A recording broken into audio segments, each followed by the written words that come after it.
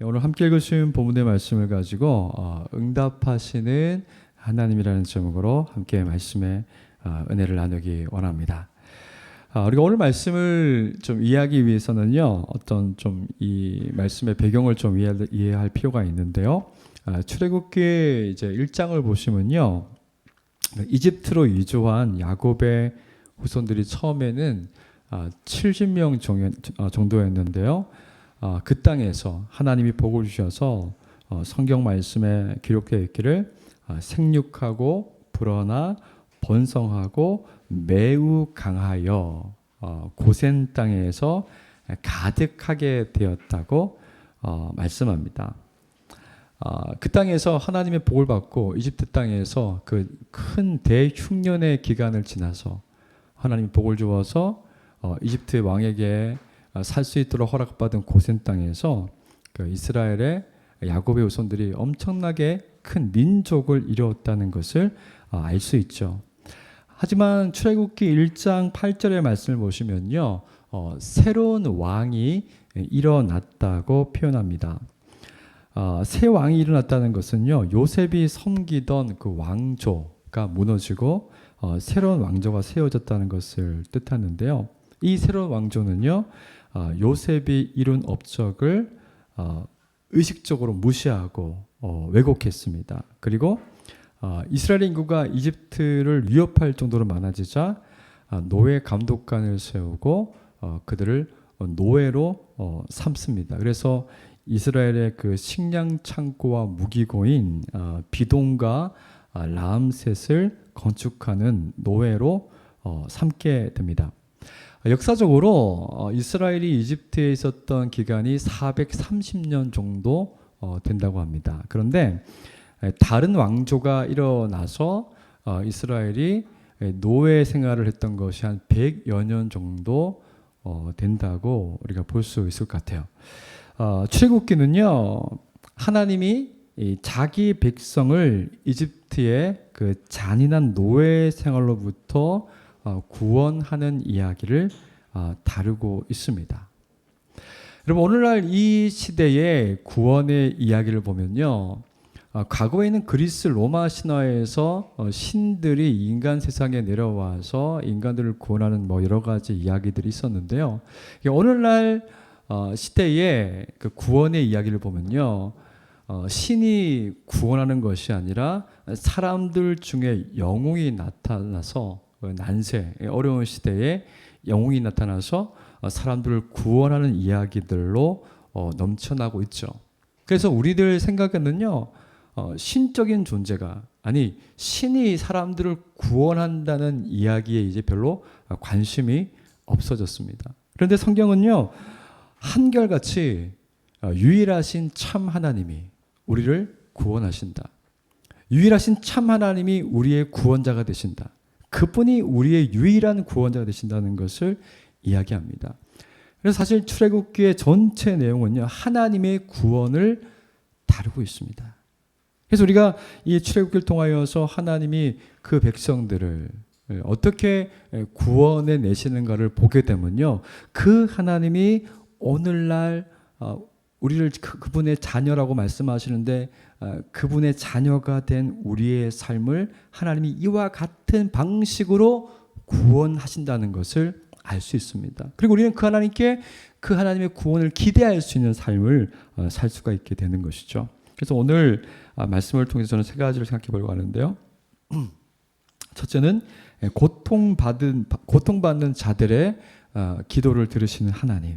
둘째는 자신을 나타내시는 하나님. 셋째는 구원의 약속을 주시는 하나님. 이 세 가지를 생각하면서 하나님의 구원을 우리의 삶 속에서도 기대할 수 있는 저와 여러분 되시기를 축복합니다. 첫 번째로 먼저 고통받는 자들의 기도를 들으시는 하나님을 생각해 보겠습니다. 제가 말씀드린 것처럼요, 300년 동안은 자유인으로 살다가 새로운 왕조가 시작되면서 노예로 전락한 이스라엘 백성들의 삶은 너무 큰 고통이었습니다. 이 고통을 표현하는 단어가 출애굽기 2장 23절에 이렇게 표현되어 있습니다. 이스라엘 자손은 고된 노동으로 탄식하며 부르짖었다. 탄식하며 부르짖었다. 여기서 탄식하다라는 표현이 히브리어로요, 아나흐라는 단어가 사용되었어요. 이 아나흐라는 단어를 통해서 이 당시에 이스라엘 백성들이 경험했던 그 노예 생활이 얼마나 힘든 것이었는가를 표현하는데요. 이 단어는요, 장례식장에서 죽은 사람을 슬퍼하며 다시 돌아올 수 없는 절망을 슬퍼하면서 한숨 쉬다라는 뜻이 있습니다. 그래서 이스라엘의 노예 생활이 얼마나 혹독했냐면은 살아있기는 살아있지만 마치 죽은 것이나 다름없는 것 같은 그런 아주 고된 고통스러운 정말 누군가가 구원해 주지 않으면은 여기에서 벗어날 수 없는 그런 상태였다는 것을 이야기합니다. 그러니까 단순히 그냥 아이고 힘드네, 오늘 내가 일을 많이 해서 힘드네, 오늘 좀 굉장히 컨디션이 안 좋네, 이 정도가 아니라 누군가의 구원이 없으면은 전능자의 구원이 없으면은 그냥 절망적인 상태, 살아있지만은 죽은 것이나 다름없는 것 같은 상태, 그런 상태였다는 것을 이야기합니다. 그런데 오늘 23절 말씀에서요, 하나님께 그들이 한탄하며 뭐라고 되어 있냐면 부르짖었다고 되어 있어요. 그래서 23절은 이렇게 해석할 수 있습니다. 하나님, 우리가 고된 노동으로 죽게 된 것을 불쌍히 여겨 주십시오. 아마 이들의 이 하나님을 향한 이 기도가 얼마나 오랜 시간 동안 지속됐는지 모르겠어요. 만약에 역사적으로 그들의 노예 생활이 100여 년 정도 지속됐다고 한다면은 아마 그들의 기도는 그 100여 년의 시간 동안 계속되었을 수도 있겠죠.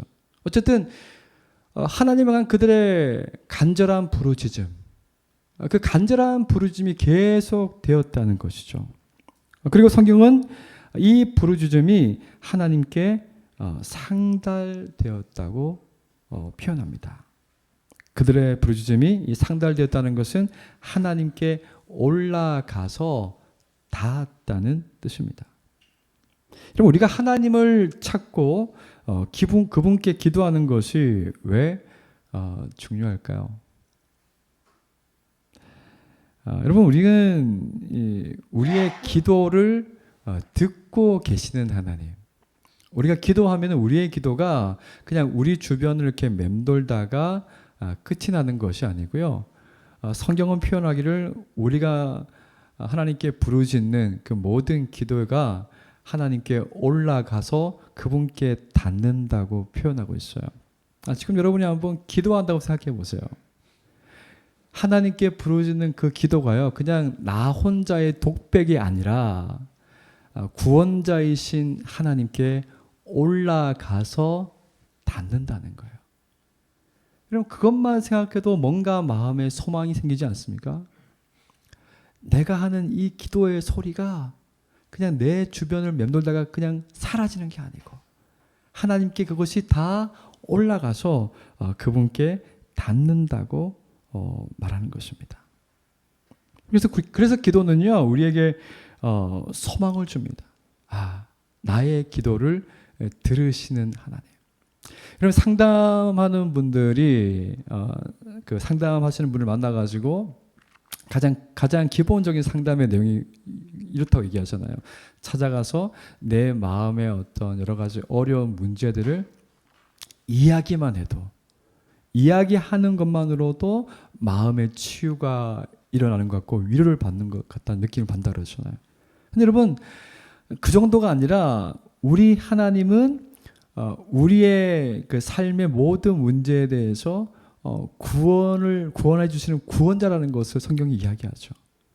근데 그 구원자이신 예수님, 하나님 앞에 우리가 기도함으로 말미암아 그분이 우리의 기도 소리를 들으신다면은 우리 얼마나 소망 가운데 기도를 할 수 있겠습니까?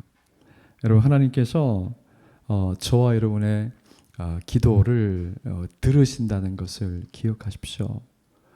그리고 여러분, 그래서 여러분이 살면서 뭐 이것이 내가 해결할 수 있는 문제든 내가 해결할 수 없는 문제든 상관없이 저는 우리 공동체가 내 마음을 어렵게 하는 일들이 있을 때마다 하나님께 자주 기도했으면 좋겠어요.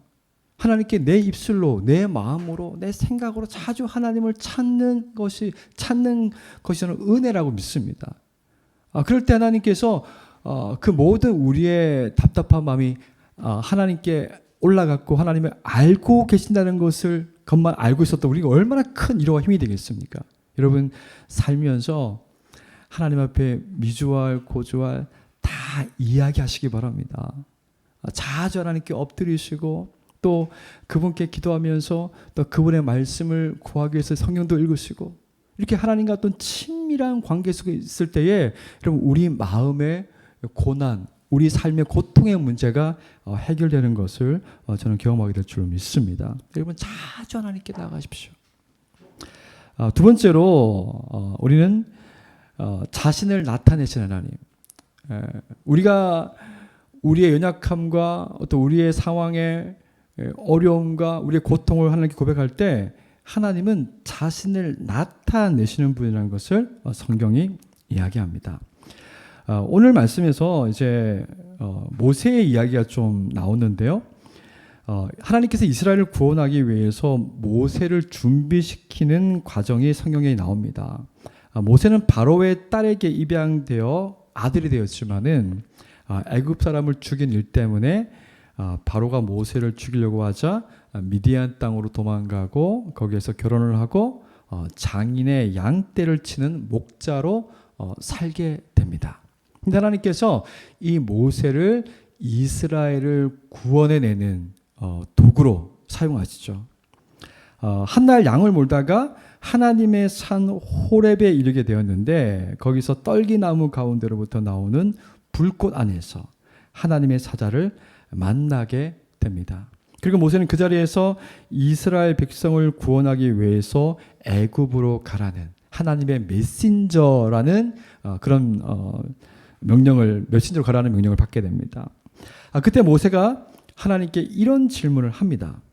하나님, 제가 이스라엘 백성에 가서 너희 조상의 하나님이 나를 너희에게 보내셨다 하면 그들이 내게 그 이름을 무엇이냐고 물으면 내가 무엇이라고 말하면 되겠습니까? 하나님이 나를 보내셔가지고 이스라엘 백성들에게 하나님이 나를 당신들에게 보내셨습니다. 구원하시기 위해서 나를 보내셨습니다 하면은 그 이스라엘 사람들이 당신을 보낸 그 하나님이 누구요? 라고 물으면은 내가 무엇이라고 대답하면 되겠습니까? 이렇게 하나님께 묻자 하나님 뭐라고 말씀하십니까? 하나님이 나는 스스로 있는 자이니라. 너는 이스라엘 자손에게 스스로 있는 자가 나를 너희에게 보내셨다 하라. 이렇게 말씀합니다. 여러분, 하나님이 모세와 이스라엘 백성에게 자신을 표현하실 때 스스로 있는 자 이렇게 표현합니다. 히브리어 표현은요, 예흐웨 아셰르 예흐웨 이렇게 되어 있어요. 이 스스로 있는 자의 뜻은요, 어떤 의미겠냐면은 시작과 끝이 없으시고 언제나 존재하시고 또 절대적으로 완전하신 분이며 절대적으로 독립적인 분이시며 우주의 모든 인과 법칙을 만드신 분이고 동시에 우주의 모든 인과 법칙을 초월하시는 분이다. 이렇게 해석되어집니다. 그래서 모든 존재를 창조하신 근원, 그것이 바로 스스로 있는 자라는 말씀의 표현이 그 뜻입니다.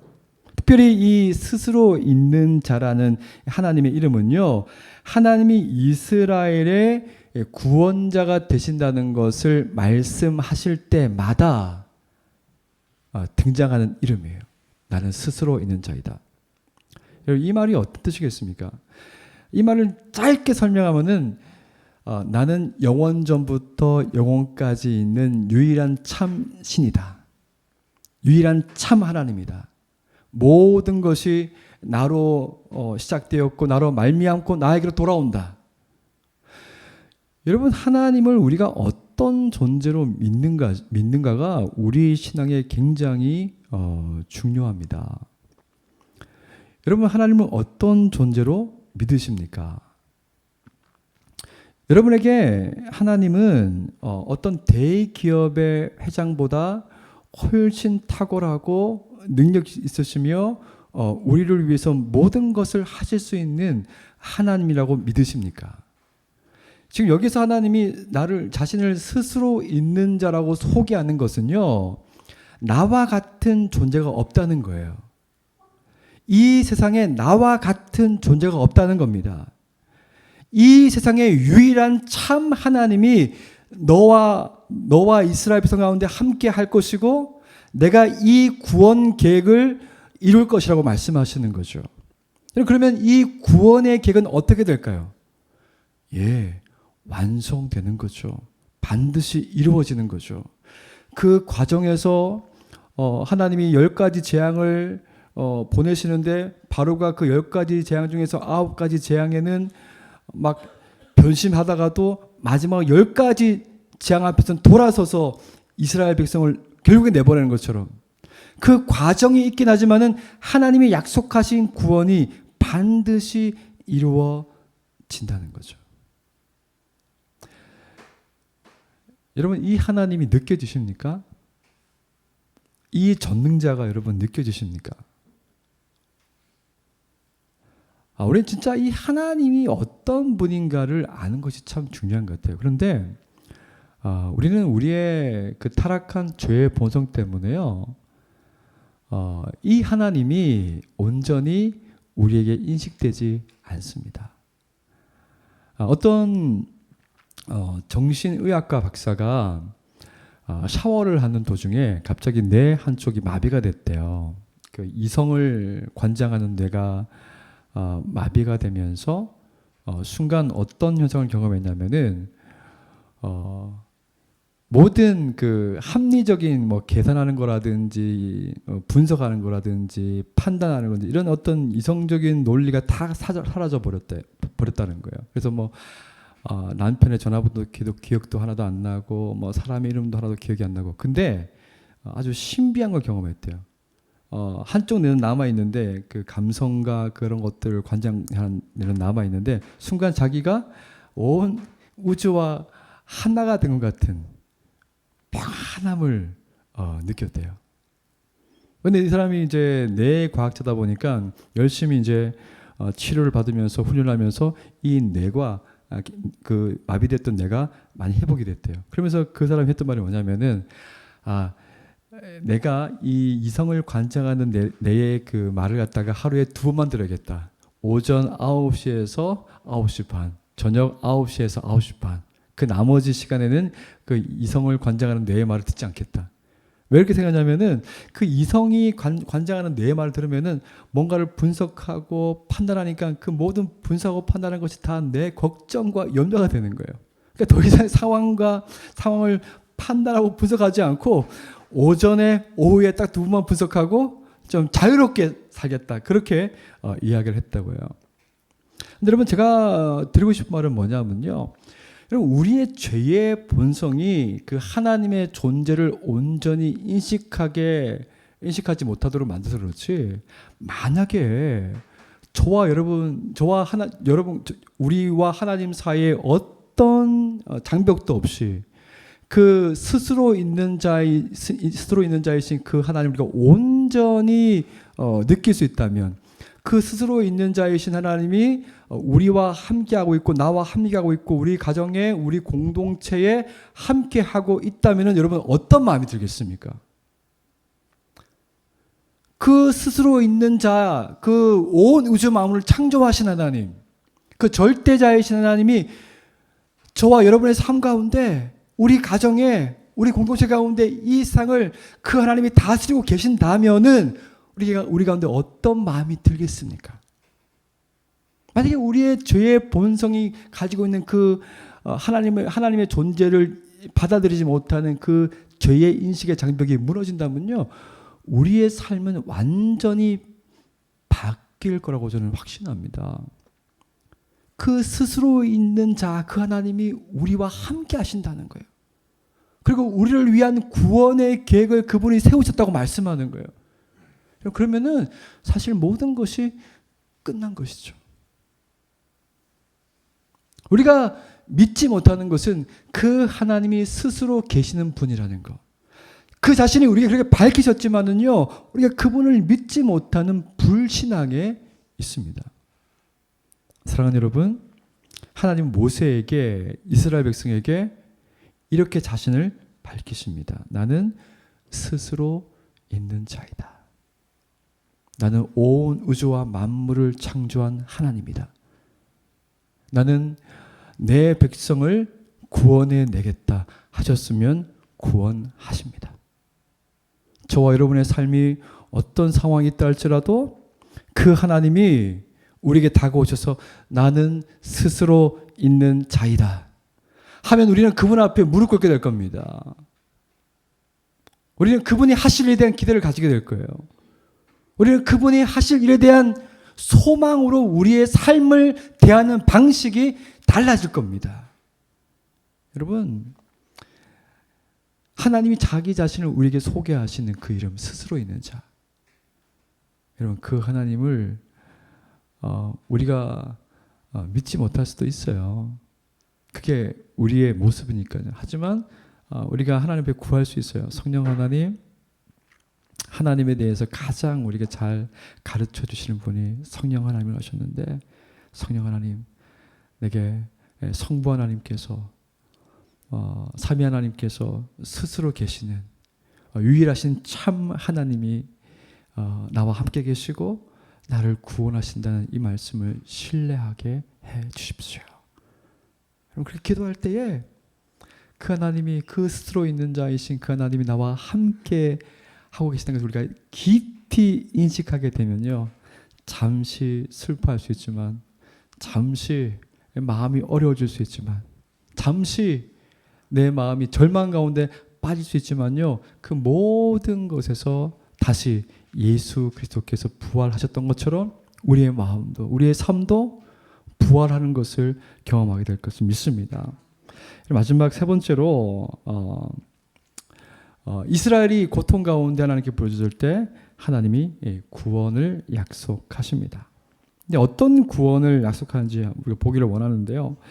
3장을 보게 되면 내가 너희를 애굽의 고난 중에서 인도하여 젖과 꿀이 흐르는 땅을 올라가게 하리라. 그리고 애굽 왕에게 우리가 우리 하나님께, 하나님 여호와께 제사를 드리려 하오니 사흘길쯤 광야로 가도록 허락하소서라고 말하라고 하시죠. 하나님은 노예 생활로 고통 가운데 있는 이스라엘 백성들을 구원하겠다 하시면서요, 두 가지를 말씀하십니다. 첫째는 젖과 꿀이 흐르는 땅으로 올라가게 하겠다고 말씀하시죠. 둘째는 여호와께 제사를 드리게 하겠다. 여러분, 하나님이 말씀하는 젖과 꿀이 흐르는 땅은요, 단순히 먹을 것이 풍성한 그런 땅을 말하는 것만이 아닙니다. 가나안 땅은요, 영적으로 하나님의 백성들이 하나님의 법으로 다스림을 받는 나라를 상징합니다. 그래서 하나님은 이스라엘을 노예 생활에서 구원하실 뿐만 아니라 이스라엘에게 완전히 새로운 삶을 선물로 주기를 원하신다는 것을 알 수가 있습니다. 이 하나님께서 말씀하신 가나안 땅의 삶은 어떤 것이냐면요, 창세기 3장은 죄의 시작을 다루고 있죠. 타락의 사건을 보면은 죄의 성격이 어떤 것을 알 수가 있어요. 여러분, 에덴 동산은 하나님 나라의 초기 모델입니다. 그리고 이 동산에서 아담과 하와는 하나님의 다스림을 받았습니다. 그런데 에덴에는 하나님의 다스림을 상징하는 하나님의 법이나 마찬가지인 선악과가 있었어요. 그래서 선악과를 먹을 때 사람이 선과 악을 알게 되는 것이 아니라, 사람이 선악과를 먹었을 때 어떤 일이 일어났냐면요, 선과 악을 스스로 결정하게 되는 삶을 살게 된 것이죠. 이게 어떤 뜻이냐면요, 하나님이 정하신 선과 악의 구분을 따르지 않고 하나님이 이미 정해놓으셨어요. 이것이 선이다. 이것이 악이다. 근데 그것을 따르지 않고 자기 자신이 선과 악을 구분짓는 하나님의 역할을 하면서 살게 되는 것이 그 삶을 따라가는 것이 죄였고 그 안에 있는 것이 죄악의 삶이었습니다. 그러니까 하나님의 존재를 무시하고 나 스스로가 선과 악을 정의하면서 사는 것이죠. 그것이 하나님의 통치를 벗어난 삶입니다. 그래서 우리가 하나님의 말씀을 거역한다는 것은 하나님의 다스림을 벗어나 있다는 뜻이 되는 것이죠. 마찬가지입니다. 우리가 믿는 사람이지만은 가끔씩 우리의 삶에서 하나님의 존재가 멀리 느껴지는 것처럼 느껴질 때가 있어요. 왜 그러냐면요. 우리가 선과 악의 기준이 되시고 그것을 정의하시는 하나님을 무시하고 우리 스스로가 선과 악을 정의하는 사람이 되면요. 우리는 하나님의 통치에서 다스림에서 벗어나 있는 삶을 살고 있기 때문에 그런 느낌을 받는 것이죠.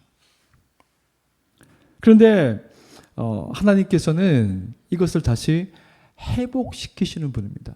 하나님께서 가나안 땅으로 이스라엘 백성을 인도한다는 건요. 다시 우리가 선과 악을 우리가 정의하는 것이 아니라 신실하신 하나님을 의지해서 그 하나님이 신실하다면은 그분의 말씀도 신실하다는 것을 믿고 그분의 말씀에 순종하여서 그분을 따르는 삶. 그것이 하나님의 다스림을 받는 삶이라는 거죠. 그리고 그 하나님의 다스림을 받는 사람들은요. 하나님의 복을 주신다고 말씀하죠. 그래서 하나님은 이 이스라엘 백성들을 노예 생활에서 나오게 하실 뿐만 아니라 그 젖과 꿀이 흐르는 땅, 가나안 땅, 하나님의 통치를 받는 땅으로 인도하시겠다고 말씀하는 겁니다. 그 완전히 새로운 삶을 살게 하신다는 말씀이시죠. 두 번째는 하나님께서 이스라엘 백성들에게 구원을 말씀하시면서 그들을 하나님을 예배하는 사람들로 만들겠다고 하십니다. 이집트 왕 바로에게 사흘 길을 가서 하나님께 제사하겠다고 말하라고 얘기합니다. 여러분 예배는 어떤 과정으로 예배를 드리게 될까요? 여러분 이 자리에 지금 예배자로 계시는데 여러분은 하나님께 예배 드릴 때 어떤 마음으로 와 계십니까? 여러분 예배는요 하나님께서 우리에게 행하신 일을 기뻐하기 때문에 그 하나님을 자랑하고 그 하나님을 높이는 자들이 모여서 그 하나님을 찬양하고 그 하나님을 자랑하는 것이 예배의 정신입니다. 여러분 이스라엘이 하나님께서 이스라엘을 구원하시고 사흘 길을 걸어서 광야에서 하나님을 예배하게 하실 거라는 이 말씀의 뜻은요. 이스라엘에게 하나님의 구원이 나타날 것임을 확증적으로 주시는 말씀이죠. 여러분 예배는요 마음의 기쁨을 가지고 드리는 거예요. 예배는요 하나님이 내게 행하신 놀라운 일을 송축하며 자랑하는 겁니다. 그래서 광야 사흘길을 가서 예배 드린다는 것은 하나님께서 이 이집트 안에서 하나님이 이루신 그 구원의 사건을 경험한 홍해를 건너서 하나님이 약속한 땅으로 가게 하시는 그 과정에서 하나님의 은혜를 경험한 백성들이 그분의 은혜를 기뻐하고 그분이 나 자신을 위해서 우리 공동체를 위해서 행하신 그 일을 자랑하고 기뻐하기 위해서 예배 드리게 하신다는 것이죠. 그래서 여러분 하나님은 우리의 삶을 구원하시면서 죄와 사망에서 구원하시면서 이 두 가지의 기쁨을 우리의 삶에 주신다는 거예요. 그래서 여러분이 예수 그리스도를 통하여서 구원받았을 때 이러한 은혜가 우리의 삶에 있다는 것입니다. 네. 첫 번째는 하나님의 말씀에 순종하며 사는 삶을 살게 된다는 거예요. 하나님의 다스림 밖에 있었다면은 다시 하나님의 그 신실한 그 다스림 가운데 들어와서 그분의 말씀에 순종하고 또 그분의 말씀에 순종함으로 하나님 주시는 기쁨을 얻는 삶을 살게 하시고 또 그것을 통하여서 하나님의 구원을 통하여서 우리가 매 순간 하나님이 우리에게 어떤 일을 행하시는지 기억할 수 있는 예배 자리에서 또다시 하나님 우리에게 어떤 놀라운 일을 이루실 건가에 대한 기대를 가지는 그 예배. 그래서 우리는 하나님의 구원을 통해서 이런 은혜와 기쁨이 계속해서 반복적으로 나타날 것을 이야기하시는 거죠. 여러분 말씀 맺겠습니다. 여러분 오늘 그 말씀에서 아직 출애굽기의 말씀에서 하나님의 구원이 실제로 일어난 것은 아닙니다. 그런데 성경은 마치 하나님의 구원이 완성된 것처럼 이야기하고 있습니다. 거기에 매우 중요한 것이 하나가 있습니다. 그것은 뭐냐면은 스스로 계신 하나님이 모세를 찾아오셨고 이스라엘을 구원하기로 결정하셨다는 겁니다. 여러분 마찬가지입니다. 여러분 우리의 삶에 지금 우리가 감당할 수 없는 여러 가지 많은 문제들이 있는 것처럼 보여도요. 하나님 이미 우리를 구원하셨습니다. 그 아들 예수 그리스도의 보혈의 능력으로 우리를 구원하셨죠. 그래서 우리의 구원은 확정되었어요. 우리는 그 예수 그리스도의 보혈의 공로로 말미암아 죄와 사망에서 자유를 얻었고 하나님의 자녀가 되었고 그리고 우리는 이 모든 것을 이 하나님의 모든 구원의 은혜를 기대할 수 있습니다. 가장 기본적인 것들이 오늘 말씀에 나와 있죠. 하나님께 기도하면은 우리의 기도를 다 들으시는 하나님. 그리고 그 자신의 존재가 어떤 분인가를 우리에게 말씀하시면서 우리에게 안정을 주시는 분. 나는 스스로 있는 자야. 괜찮아. 걱정하지 마. 내가 너를 구원할 거야. 나를 한번 바라봐.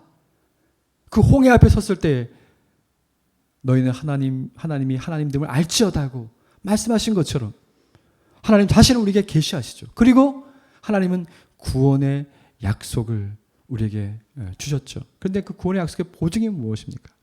예수 그리스도가 우리를 위해서 십자가에서 죽으시고 부활하신 것이 이 모든 하나님의 구원의 스토리에 대한 보증이 되시는 거죠. 사랑하는 여러분, 지금 여러분 어떤 삶을 지나가고 있습니까? 어떤 상황 속에 놓여 있고 혹시 여러분을 힘들게 하고 여러분을 어렵게 하는 것이 무엇이 있습니까? 여러분이 마치 그 100여 년 동안 이집트에서 노예 생활을 했던 사람들이 하나님 우리는 죽은 것이나 다름없어요. 우리를 구원해 주세요 했을 때 그 소리가 하나님께 상달되었다는 것을 기억하십시오. 그리고 그 하나님이 나는 스스로 있는 자다. 반드시 너희를 구원해낼 거야. 내 구원 이런 방식으로 이루어질 거야. 너희는 나를 예배하게 될 거야. 너희는 나의 다스림 가운데 있게 될 거야. 이런 소망 있는 말씀을 우리에게 주실 때에 여러분 아멘하고 그것을 미리 경험한 사람들처럼 고백할 수 있기를 바랍니다. 그 은혜가 이 한 주간 저와 여러분을 붙들기를 소망하면서 같이 한번 기도했으면 좋겠습니다. 여러분 이 세 가지를 위해서 기도합시다. 내가 기도하면은 하나님 반드시 들으시고 응답하시는 분이라는 것을 우리가 신뢰하며 기도합시다. 여러분 그리고 우리가 믿는 하나님은 스스로 있는 분이라는 것을 기억하며 기도합시다. 우리의 죄의 인식이 만약에 우리 안에서 죄의 본성이 사라진다면은 우리는 그 스스로 있는 하나님이 내가 너와 함께 하겠다는 그 말씀을 들을 때 우리는 무릎 꿇게 될 거예요. 우리의 삶의 문제는 아무것도 아닌 것처럼 여겨지게 될 거예요. 하나님의 구원에 열심히 그 열정이 그 사랑이 나를 구원한다는 것을 확신하게 될 거예요. 그래서 세상 사람들이 볼 때는 미친 사람처럼 보이지만 그 어려운 상황에서도 웃으며 찬양하며 사람들과 일상적인 삶을 살 수 있는 그런 은혜를 누리게 될 줄로 믿습니다.